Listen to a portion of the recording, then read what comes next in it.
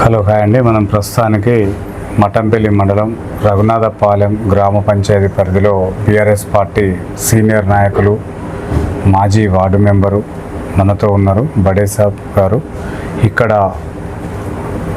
BRS party కోసం గతం నుంచి అంటే పార్టీ కోసం పనిచేయడం జరుగుతుంది. బీఆర్ఎస్ ప్రభుత్వం ప్రవేశపెట్టిన పథకాలు కానీ ఇప్పుడు 6 గ్యారెంటీలు కానీ ఇక్కడ ఏ విధంగా అమలవుతున్నాయి, పార్టీ కోసం ఎలాంటి పని చేస్తున్నారు, టీడీపీ నుంచి బీఆర్ఎస్లోకి రావాల్సిన అవసరం ఏమొచ్చిందో అనేది తెలుసుకునే ప్రయత్నం చేద్దాం. నమస్తే సార్. సార్, మీరు టీడీపీ నుంచి బీఆర్ఎస్లోకి రావాల్సిన అవసరం ఏమొచ్చింది, ఎందుకు వచ్చారు? ఇక్కడ మా దగ్గర పూర్తిగా నాయకులందరూ వెళ్ళిపోయారు సార్.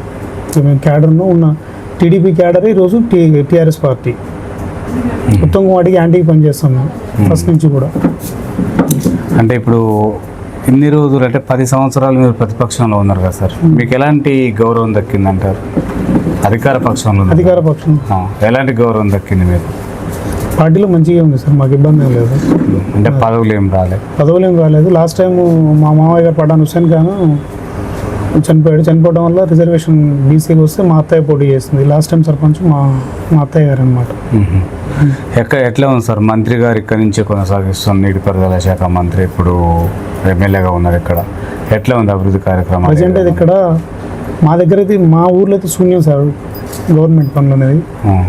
పైలట్ ప్రాజెక్ట్ కింద తీసుకున్నారు. హౌసింగ్ కార్పొరేషన్ నుంచి ఇంతవరకు ఒక ఇల్లు శాంక్షన్ చేయాలి. ప్రతి ఇంటికి ప్రతిదీ అని చెప్పి ఇప్పుడు మా ఇల్లే ఉన్నది, ఇక్కడ చూసి ఎంక్వైరీ చేశారు, హౌసింగ్ వస్తుందని చెప్పేసారు, బయటికి పోయి పేరు తీసేశారు.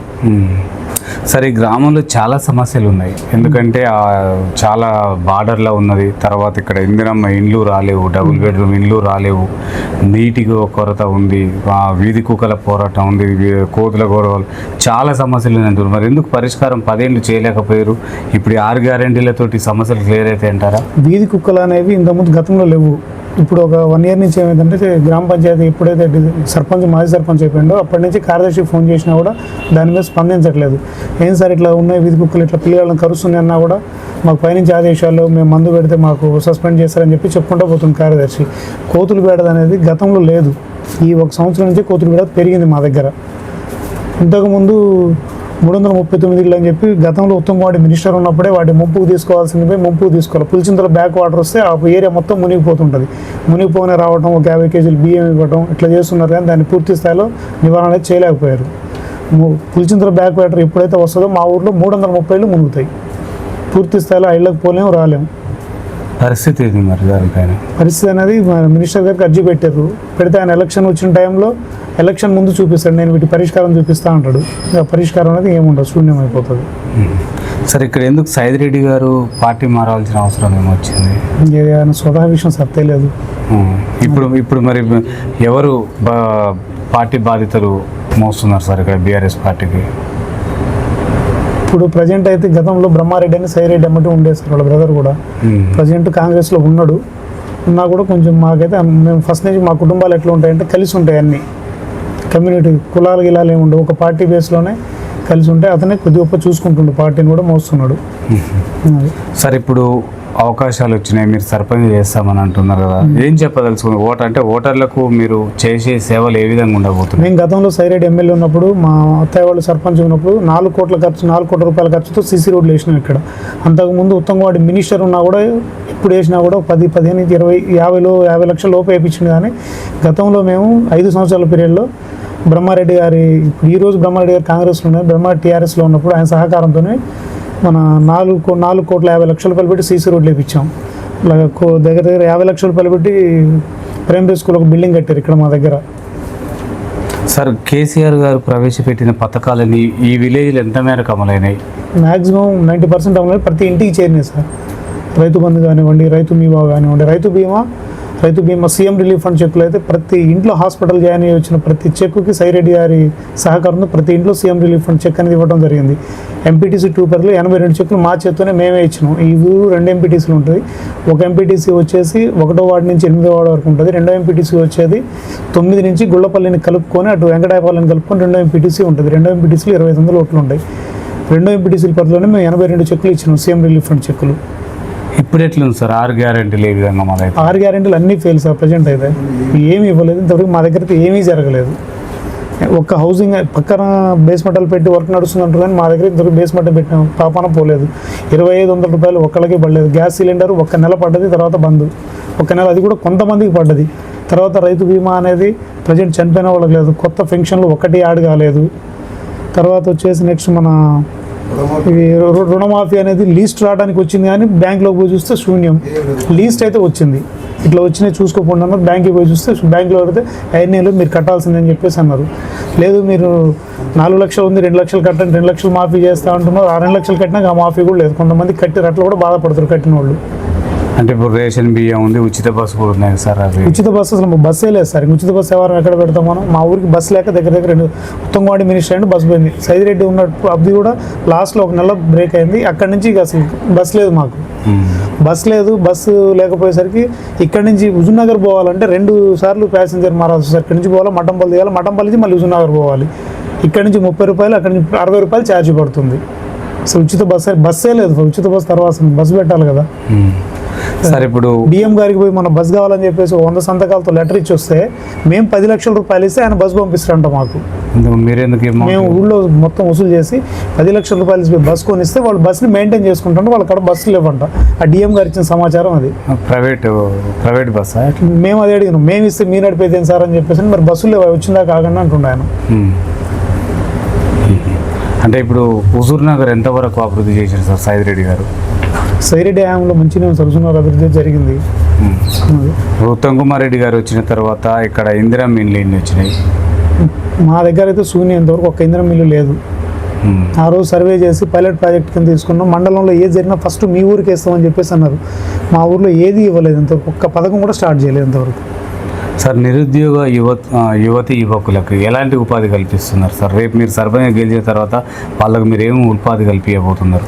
మేము దేవుడాసిలో మేము సర్పంచ్గా ఎంపీటీసీగా ఎంపీపీగా అయితే మా దగ్గర చుట్టుపక్కల ఫ్యాక్టరీలు ఉన్నాయి. ఫ్యాక్టరీలో పోరాడైనా సరే మా దగ్గర యువత ఉన్నది. యువత వరకు చదువుకున్న పిల్లలకు మ్యాక్సిమం ఆ ఫ్యాక్టరీలు పెట్టడానికి ప్రయత్నిస్తాం. సార్ ఫ్యాక్టరీలు మొత్తం కూడా అంటే బీహారీ వాళ్ళని తీసుకొచ్చి వర్క్ చేయించుకుంటున్నారు. లోకల్ వాళ్ళకు స్థానం కల్పించట్లేరు అంటున్నారు సార్. మరి దానిపైన గతంలో మీరు కూడా అధికారంలో ఉన్నప్పుడు వాళ్ళపై ఎందుకు చర్యలు ఇట్లా అనేది ఏం లేదు సార్. అక్కడ ఈ రోజు కూడా మా దగ్గర ఎడ్యుకేషన్ పరంగా వాళ్ళకి కావాల్సిన స్టడీ చేసుకుంటే ఈ రోజు కూడా ఉదయం కూడా ఫోన్ చేసి వాళ్ళు బయోకెమిస్ట్రీ కావాలని చెప్పి చూడొచ్చు. మా ఊరు మొత్తం మీద కూడా దొరకలేదు ఒక పిల్లగాడు కూడా. ఉంటే వాళ్ళు తీసుకుంటున్నారు. ఫ్యాక్టరీ వాళ్ళు అయితే చేతనతో సహాయం చేస్తున్నారు. వాళ్ళు పేద పిల్లలు చదివేయడం కానివ్వండి. తర్వాత ఇప్పుడు మా దగ్గర కొన్ని స్కూల్లో అటెండర్లకు గవర్నమెంట్ జీతం రాకపోతే ఫ్యాక్టరీ వాళ్ళే జీతం నెలకు 5,000 10,000 అట్లా ఇవ్వడం. ఉర్దూ స్కూల్లో ఉన్న 2 టీచర్లు ఉంటే ఒక టీచర్కి ఫ్యాక్టరీ వాళ్ళే జీతం ఇస్తున్నారు. అలాంటిది ఫ్యాక్టరీ వాళ్ళైతే వాళ్ళ చేతనతో వాళ్ళైతే హెల్ప్ చేస్తున్నారు. మేము పోయి చేయించుకుంటే చేస్తున్నారు వాళ్ళు కూడా. మేము చేయమనే మాట అయితే అనట్లేదు వాళ్ళు. సార్ అంటే ఇక్కడ ఇప్పుడు బీసీ వర్గీకరణ పైన చర్చలు జరుగుతున్నాయి సార్. మరి దానిపైన మీ అభిప్రాయం ఏంటి? ఇస్తే మంచిదే బీసీ వర్గీకరణ 42% ఇస్తే, కానీ అందరినీ కలుపుకొని పోయిస్తే మంచిది. అంటే ఎక్కడ లోపం జరుగుతుంది అంటారు? అది మనం ఏం చెప్పలేదు సార్. ఎక్కడ లోపం ఉన్నది? ఇప్పుడు యూరియా కొరత కూడా బాగుంది. యూరియా కొరత బాగుంది. ఉన్న యూరియాని సొసైటీ చైర్మన్ కాంగ్రెస్ పార్టీ అసలు బ్లాక్లో అమ్మేస్తున్నాడు. నైటే రావటం ఏమో లోడ్ వస్తుంది. ఇప్పుడు నైట్ 7:30-8 గంటలకు వస్తుంది. ఉదయం 8 గంటలు తీసేసరికి నైటే మాయమైపోతుంది. ఎవరైనా జవాజీ రామచంద్రయ్య గారు అని సొసైటీ చైర్మన్. ఆయన ఎక్కడ ఉంటాడు? ఇక్కడ లోకలే ఉంటాడు. లోకల్ అతనే చైర్మన్ అండి. సొసైటీ చైర్మన్ ఆయన. అంటే యూరియా మొత్తం అమ్ముకుంటుందా? యూరియా మొత్తం బ్లాక్లో వెళ్ళిపోతుంది. రైతులకైతే రావట్లే. ఆధార్ కార్డుకి ఒక కట్ట అనేది ఇచ్చేస్తున్నాడు ఆయన. అది సార్ ఇక్కడ గ్రంథాలయ వ్యవస్థ కూడా కావాలి. నిరుద్యోగులు కూడా చాలా మంది మాకు గ్రంథాలయం లేదు, చాలా ఇబ్బందులు అవుతున్నాయి. మాకు గ్రంథాలయం లేదు, కంఫర్టబుల్గా వెటనరీ హాస్పిటల్ లేదు. తర్వాత గ్రామ పంచాయతీ కంఫర్ట్ లేదు. గ్రామ పంచాయతీ కొత్తది కట్టుకోవాల్సిందే, గ్రంథాలయం కట్టుకోవాల్సిందే. పోస్ట్ ఆఫీసులో పోస్ట్ పెన్షన్లు ఇవ్వడానికి సొంత భవనం లేదు. రెంట్ హౌస్ 2 నెలలు రెంట్లో ఇస్తున్నారు. ఈ ముసలోళ్ళు వాళ్ళు వీళ్ళు పోయినా కూర్చున్నా భూమి పెట్టడం జరుగుతుంది. ఎమ్మట ఇల్లు ఖాళీ చేపిస్తున్నారు. అట్లా వాళ్ళు 6 నెలలకు రూమ్ మారిపోతున్నారు.